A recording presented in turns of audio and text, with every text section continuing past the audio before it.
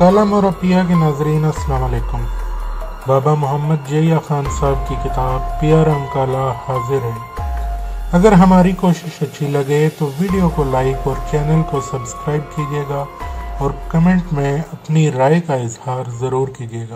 ملازم شربت والے گلاس رکھ کر باہر نکلا تو پریم رس کور نے اٹھ کر اندر سے دروازہ بند کر دیا۔ نصیبوں کو نماز والے چوکے پہ بٹھایا اور خود اس کے پاؤں میں بیٹھ کر اس کے پاؤں پکڑ لیے۔ اب جو چھما چھم شروع ہوئی رو رو کر برا حال کر لیا۔ ہچکیوں میں کہہ رہی تھی، بیٹی مجھ گناہگار اپرادن کو معاف کر دو اور اپنے بزرگ سے بھی معافی دلا دو۔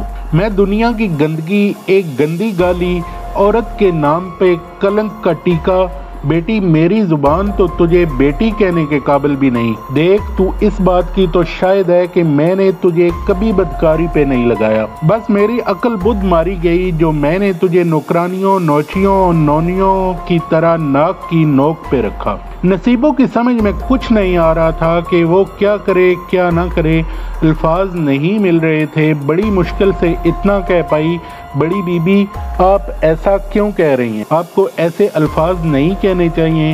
آپ نے مجھے کچھ نہیں کہا، میرے ساتھ کبھی کوئی زیادتی نہیں کی۔ یہ اس زمانے کی بات ہے جب چاندی کا 1 روپیہ بہت بڑی دولت ہوا کرتا تھا۔ دمڑی دیلا پائی پیسہ ٹکا آنا دونی کا دور تھا۔ ہر ضرورت انہی چھوٹے چھوٹے سکوں سے پوری ہو جاتی تھی۔ روپے کی حیثیت تو بہت اوپر کی سطح تھی، سینکڑا اور ہزار تو کسی دنوان کے پاس ہی ہوا کرتے تھے، اور لکھ پتی تو کوئی لاکھوں میں ایک ہوتا تھا۔ 100 روپے کی پوٹلی بہت بڑی رقم تھی۔ بڑی بی بی نے بسم اللہ پڑھ کر باندھ کے پوٹلی نصیبوں کی جولی میں ڈال دی اور بولی، بیٹی مجھے معاف کر، یہ سب کچھ تیرا ہے۔ میری کمائی روپیہ پیسہ جائز اور حلال نہیں۔ تو اللہ والی ہے، آج سے تیرا کھانا پینا بھی اس در سے بند۔ 5 روز کسی طرح کاٹ، پھر جو تیرے نصیب۔ میرا مشورہ ہے کہ روشنی کا دھیان چھوڑ، وہ عیبی اور نشے باز ہے۔ زندگی بھر تنکا توڑ کر دورہ نہیں کیا۔ جوا تاش گنجفا چوسر کا رسیا، ماتھے پہ حرام کی مہر ٹھکی ہے۔ حرام کاری اس کا پیشہ ہے۔ اس کی جوانی اور خوبصورتی اور لچھے دار باتیں اس کا خطرناک ہتھیار ہیں۔ بڑی بڑی منہ ماتھے والی طوائفوں کسبیوں کو ٹانکے لگا چکا ہے۔ اب چھپانے سے کیا فائدہ، اس حرام خور نے میرا بڑھاپا بھی خراب کر دیا ہے۔ اس لیے میں بیٹی سمجھ کر تمہیں مشورہ دیتی ہوں کہ اس لپاٹیے کے چکر میں مت پڑو۔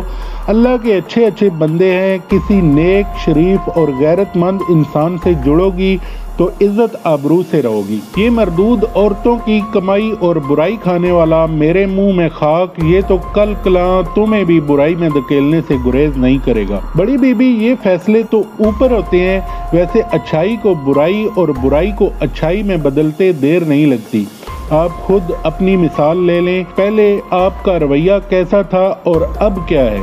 اگر انسان خود اندر سے مضبوط، اپنی نیت کوشش پہ مطمئن اور اپنے مالک کی مرضی اور رضا کو اپنا مقدر ماننے والا ہو تو پھر اسے جو کچھ بھی ملے، جیسا بھی ملے، جو بھی ہو گزرے، اس پہ شاکر اور خوش رہنا چاہیے۔ میں نے ہاں کہہ دیا ہے، روشنی کو دن بھی بتا دیا گیا ہے، اب میرے مقدر۔ روشنی خان اور نصیبوں کے نکاح سے پہلے ہی پریم رس کور مسلمان ہو کر اپنے تمام کام دھندے سے تائب ہو چکی تھی۔ 15 روز چکی پیس کر اپنے لیے معمولی سا لباس بنوا لیا، تمام جائیداد مال و زر حاجت مندوں میں تقسیم کر دیا۔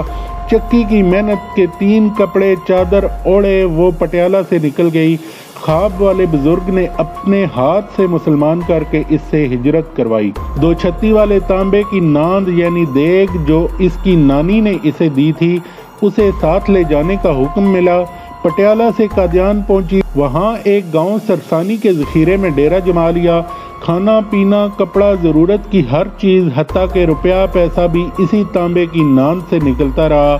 روزانہ سینکڑوں میں لنگر تقسیم ہوتا تھا مگر ناند میں کبھی کمی نہ آئی۔ مائی صداورت کے نام سے مشہور ہوئی۔ تقسیم ہند کے دوران ہندو مسلم فساد میں چند ناخلف قسم کے بلوائیوں نے مائی جی کو مسلمانوں کی دیوی سمجھ کر ٹکا بوٹی کر ڈالا۔ مال و دولت کے لالچ میں ناند کو الٹا پلٹا مگر سوائے خون کے اور کچھ بھی برآمد نہ ہوا۔ ان کم بختوں نے مائی جی کے جسم کے ٹکڑے اسی ناند میں ڈال کر نہر میں بہا دیے۔ روشنی خان اور نصیبوں کی شادی انتہائی سادگی سے سر انجام پائی۔ کپڑے لتے زیور اور دیگر سامان، کھانا پینا، تمام چھوٹے بڑے اخراجات اسی سرخ بانات والی پوٹلی اور تانبے کی ناند کے اندر کے خزانے سے ہوئے۔ بڑی بی بی نے اپنی ناجائز کمائی سے ایک اکنی بھی خرچ نہیں کی۔ اسی ناند سے خاصی رقم نکال کر کانچ منڈی کے ایک اچھے علاقے میں 2 منزلہ مکان خرید کر دیا۔ روشنی کو ایک اچھی خاصی رقم کاروبار کے لیے دی۔ مکان کے نیچے روشنی نے پان تمباکو کی دکان کھول لی۔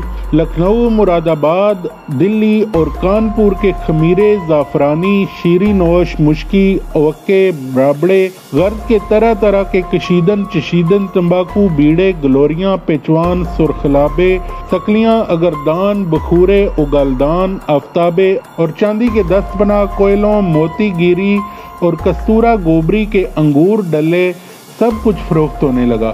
روشنی کی جامع زیبی، محبوبانہ گفتگو، التفات، نرگسیت اور وجاہت و تراداری نے بڑے گل کھلائے۔ صاف ستھری مشک و عنبر اور خمیروں سے مہکتی خوبصورت رنگین روشنیوں سے جلملاتی ہوئی دکان کیا تھی، ایک آئینہ خانہ گوشہ تسکین و ترب تھی۔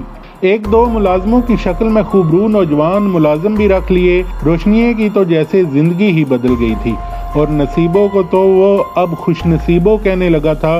اب دکان نیچے اور اوپر گھر تھا۔ دیگر تمام خرمستیاں، دوستیاں، کمینوں اور سفلوں کی صحبت یاراں، تاش، شطرنج اور نشے کی بازیاں سب کی سب جیسے کبھی تھی ہی نہیں۔ ادھر پریم رس کور کی حویلی اجڑ کر پھر آباد ہو چکی تھی، اب وہاں کوئی آگرہ کی بائی آب راجی تھی۔ ادھر بوم بسے یا بلبل، اب روشنی کے لیے سب برابر تھا۔ سانولی سلونی چیچک ماری مریل سی نصیبوں اب ایسی کھل کر نکھری کہ چھب ہی بدل گئے۔ دک زدی ایسی کنول کی کلی کی مانند اجلی کہ جل پری کے آبی انگ سار کی لہلہوٹ سی جاپ پڑنے لگی۔ لکشمی ایسی مہربان ہوئی کہ 9 آنے من باؤ کا روشنی دنوں میں نے حال چند ہو گیا۔ موسم بہار ہو تو کانٹے بھی کونپلیں دکھائی دیتے ہیں، پتا پتا پیار کے پرچم کی مانند لہراتا نظر آتا ہے، دھوئیں خوابناک دھند کا پیرہن پہن لیتے ہیں، اندھیرے سحربیز اور اجالے جگر جگر جلملاتے ہیں، اور چاہتوں محبتوں کے راج ہنسوں کی خمیدہ گردنیں بھی بڑی تمکنت اور تفاخر سے تنی ہوتی ہیں۔ واقعتاً یہ سب کیفیتیں تنی تار کی طرح ہوتی ہیں جن کے تڑک سے ٹوٹ جانے کا دڑکا ہر دم لگا رہتا ہے۔ درویش کے اکتارے کی واحد تار ہمیشہ ضرورت سے ذرا کم ہی تنی ہوتی ہے یا پھر دانستہ ڈیلی ڈالی رکھی جاتی ہے، اس لیے اس کی ایک ہی تڑنگ تڑنگ ہوتی ہے، ایک الوہی رنگ انگ ہوتا ہے۔ سورنگی یا سوتار کی طرح الف لیلا کی 1000 داستانیں نہیں ہوتی، صرف ایک کھڑا الف ہوتا ہے جو پورے حروف ترجی میں واحد مجرد اور متکلم ہوتا ہے، جیسے الف اللہ احمد، الف لام میم میں مجرد اور متکلم ٹھہرا۔ اپنے اپنے فہم کی بات ہے، مجھے تو آل محمد بھی الف لام میم متکلم اور متذکر دکھائی دیتی ہے۔ بات تھی کہ روشنی کی تار تنی ہوئی تھی، ہن تھا کہ می کی مانند برس رہا تھا، مگر درویش صرف اللہ کی گائے اکتارے کی طرح ڈیلی ڈالی سی اکتاری، ساون بیگی نہ بادوں ہری، دنیا داری میں 13 کی نہ 3 کی، ڈراگنی ایسی جو باجے کی نہ بین کی، تن پہ چکا چوند آئی ہو سو آئی ہو، پر من اور باون میں وہی مسکینی اور عاجزی جیسے 4 چوٹ کی سہ کر ابھی کسی عقوبت خانے سے نکلی ہو۔ اوپر کے کام کاج اور اس کی نگہداشت نگہداری کے لیے 2 مامائیں موجود تھیں، مگر جب سے روشنی کو گھر میں پاؤں بھاری ہونے کی میٹھی سی گن سن لگی تھی، تب سے اس نے نصیبوں کو سختی سے کام کاج سے منع کر دیا تھا کہ اللہ دے رہا ہے، آرام کرو، من چاہا کھاؤ پہنو موج اڑاؤ، مگر ایک بات یاد رکھنا کہ مجھے پیاری سی بیٹی چاہیے۔ وہ اس الٹی خواہش کا کیا جواب دیتی کہ لوگ بیٹا مانگتے ہیں، یہ بیٹی کی شدید خواہش کر رہا تھا۔ بار بار کی تکرار سے تنگ پڑتے ہوئے آخر اس نے ایک دن کہہ ہی دیا، روشنی من چاہیاں کرنا اگر انسان کے اپنے بس میں ہو تو اس دنیا کا نظام 2 دن بھی نہ چل سکے۔ انسان صرف سوچ سکتا ہے، چاہ سکتا ہے اور خواہشیں پال سکتا ہے، مگر ہوتا وہی ہے جو قادر مطلق چاہتا ہے، اسی کوئی تقدیر یا مقدر کہتے ہیں۔ جو بھی ہمارے مقدروں میں ہوگا وہ ہمیں مل جائے گا۔ مگر روشنی کا تو صرف نام روشنی خان تھا، ویسے ہی جیسے کسی کا نام علم دین ہو اور ضروری نہیں کہ وہ عالم فاضل بھی ہو، نور عالم اندھا اور کالا بجنگ بھی ہو سکتا ہے، اسی طرح یہ روشنی خان بھی دراصل علمی، عقلی اور باطنی طور پر اندھیرا ہی اندھیرا تھا، مگر چہرہ مورا، پیکرو، پاؤں ہاتھ ایسے اجلے کہ دیکھا کرے کوئی۔ فصل شباب نے انگارے سے دہکا رکھے تھے، دیکھنے والوں کی نگاہیں جلس جاتی تھیں، جن سے مخالف کے لیے ایسی کشش کے 7 بچوں کی ماں سب کو سنکھیا کھلا کر اس کے پیچھے ہو لے۔ پریم رس کور کی مثال سامنے تھی، اس پہ قیامت یہ تھی کہ روشنی کو اپنی اس طاقت کا مکمل ادراک بھی تھا، وہ خوب جانتا تھا کہ اس کے پاس اپنی جاذبیت اور پرکشش شباب کی کتنی بڑی دولت ہے، اور یہ حقیقت تھی کہ پورے پٹیالہ کی تمام ڈیرہ دارنیاں، ترادار اور ناک پہ مکھی نہ بیٹھنے دینے والی خوبرو طوائفیں، نچنیاں، نتباریاں، پسریاں اس دانہ یکتا پہ دل اور آنکھ رکھتی تھی۔ ایک مشہور طوائف نے اسے یہ تک کہا کہ روشنیے، تجھ سے اگر ایک بیٹی مل جائے تو اپنے 4 بیٹوں کا بلیدان چڑھا دوں، سیر بھر پکا سونا قدموں میں رکھوں اگر ایک بار میری سیڑھیاں چڑھائے۔ اس تناظر میں اگر دیکھا اور سوچا جائے تو روشنیے کا مسکین سی غریب نصیبوں کا شادی کے لیے ہاتھ تھامنا اور پریم رس کور جیسی دڑلے کی ڈیرہ دارنی جس کا وہ منظور نظر رکھیل تھا سے ٹکر لینا، اور سب سے بڑی بات یہ کہ اس بازار سے نصیبوں کو ایک چھدام خرچ کیے بغیر بیاہ کر لے جانا، 7 ہزاروں کا جہیز بھی اٹھوانا سمجھ میں نہیں آتا، جبکہ حرام الولد اس بازار اور ماحول کے پروردہ نشاط پیشہ حضرات میں غیرت و حمیت، اخلاق و جرت اور والا تباری و وقار کا نام و نشان تک نہیں ہوتا۔ نصیبوں اس کے بارے میں بہت کچھ جانتی تھی، اور جو نہیں جانتی تھی وہ پریم رس کور نے بتا دیا تھا۔ یہ شخص کسی بھی لحاظ سے اس کا اہل نہیں تھا، اس کے باوجود نصیبوں برضا و رغبت اس کے ساتھ مناقیت پہ راضی ہو گئی اور اب اس کے بچے کی ماں بننے والی تھی۔ یہ سب کچھ بظاہر بڑا عجیب و غریب اور انہونا سا لگتا تھا، مگر ایسا نہیں ہے، یہ تو ازل سے یوں ہی ہوتا آیا ہے، اچھائی میں برائی اور برائی میں اچھائی، غلط میں صحیح اور صحیح میں غلط، نیکی بدی اصیل سفلے، یہ سب کچھ صرف ہمیں ضابطے اور قطار میں رکھنے کے لیے ہیں، ہمیں اس درمیانی فرق اور ہلکی سی حد بندی سمجھانے کے لیے وضع کی ہوئی اکائیاں ہیں۔ ایک بہت ہی طویل یا چند لمحوں کی بظاہر زندگی طے کرنے کے بعد یہ نقطہ ہلکا سا سمجھ میں آیا کہ بے علمی اور بے عقلی بھی اتنی ضروری ہے جتنی علم اور عقل ہے۔ نیکی، اچھائی، سچائی، عقل مندی، بہادری، حیا، وفا، کردار اور خاندان و نسب وغیرہ، یہ سب کچھ محض اصطلاحیں اور اکائیاں ہیں تاکہ ہم باہمی کسی فرق و تفاوت کو ظاہر کر سکیں۔ قدرت کے اصولوں، طریقوں اور قانونوں کو دیکھیں، ہر چیز کو ایک ضد کے ساتھ پیدا فرمایا، کسی کو ظاہر کیا اور کسی کو پردہ دے دیا۔ حضرت انسان ہی کو لیں، عجیب مجموعہ تضاد، گھڑی میں تولا، گھڑی میں ماشا، لاکھوں میں ایمان دکھائے، دمڑی دلے کے لیے جھوٹ بولے، کبھی شعلہ، کبھی شبنم، پتھر، کبھی ہیرا، زہر، کبھی تریاک، بزدل، کبھی بہادر، 4 کتابیں پڑھ کر سینہ پھاڑ دے تو مسیحا کہلائے، اور کوئی 4 دن کے فاقے کو ٹالنے کے لیے کسی کی معمولی سی جیب یا کسی کا پیٹ کاٹ لے تو جیب کترا اور قاتل کہلائے۔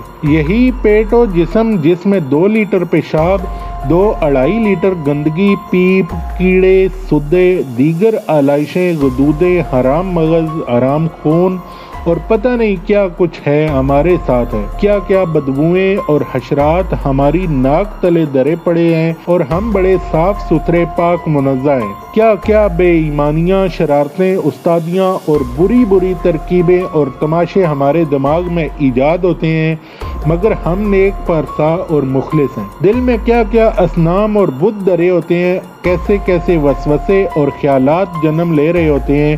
اس طرح آنکھیں، کان، لب، ہاتھ، پاؤں، پورا انسانی نظام ہی اچھائی، برائی، نیکی، گناہ، سچ، جھوٹ، انسانیت، کمینگی، حلال حرام، پاکی پلیدی کی ضدوں میں جکڑا ہوا ہے۔ ہر سرخ سالے خون کی ورید کے ساتھ نیلے رنگ کی رگے حرام خون کی ہوتی ہے، جیسے بجلی کی 2 تاریں سرخ اور کالی تازہ خون کی اور استعمال شدہ خون کی، تازہ خون کی اور استعمال شدہ خون کی، اور ہر سالے طیب، خوش نظر و خوش وقت، تازہ اور لذیذ غذا، تعلق، سوچ، فکر، سفر، رویے، روایات، اصول، قانون، رشتے اور راستے اپنی ضد کی طرف لوٹتے ہیں۔ بظاہر ایک برا آدمی جب ہدایت پکڑتا ہے تو ولی اللہ بن جاتا ہے۔ چور سے کتب بننا، راہزن سے ولی بننا، غلام کا بادشاہ بننا، گڈریے کا سربراہ بن جانا، اس طرح بڑے بڑے ذی جاہ ذی شان، بڑے بڑے عالم دین، پرہیزگار اور ولی جب کار مذلت میں گرے تو ایسی بری طرح گرے کہ ان کا نام و نشان بھی باقی نہ رہا۔ اس طولانی تمہید سے یہ ظاہر ہوا کہ کبھی کسی کو برا نہ کہو، البتہ اس کے اعمال کو برا یا غلط کہنا عین واجب ہے۔ کسی کو نیچ، کمتر اور پیشے کے لحاظ سے بھی کبھی چھوٹا اور کھوٹا نہ سمجھو۔ رنگ روپ، قد کاٹ، بد اعضائی، عقل، سمجھ بوجھ اور ذات پات کی بنا پر بھی کسی سے نفرت نہ کرو کہ ایسے لوگوں میں اکثر صاحب حال و جام و جمال ہوتے ہیں، اور نہ ہی کسی کی صورت، دولت، عزت و شہرت، حسب و نسب، رتبہ و مقام دیکھ کر بیجا خوش ہو کر اس کی خوشامد کرنی چاہیے کہ ایسے لوگ اکثر بڑے چھوٹے ہوتے ہیں۔ انہی افراد میں بیشتر چور، ڈاکو، سمگلر، بلیک کرنے والے، منشیات فروش، شرابی، کبابی، جواری ہوتے ہیں۔ آپ نے دیکھا کہ پریم رس کور کیا تھی، اس کا کماش کیا تھا، اس نے کیسی اوباشی میں وقت گزارا تھا اور کیسی بدماشی اور عیاشی کی زندگی بسر کر رہی تھی۔ جانے سے پہلے ہماری ویڈیو کو لائک کیجیے، کمنٹس میں اپنی رائے دیجیے اور چینل کو سبسکرائب کیجیے۔ ملتے ہیں اپنی اگلی قسط میں۔ السلام علیکم۔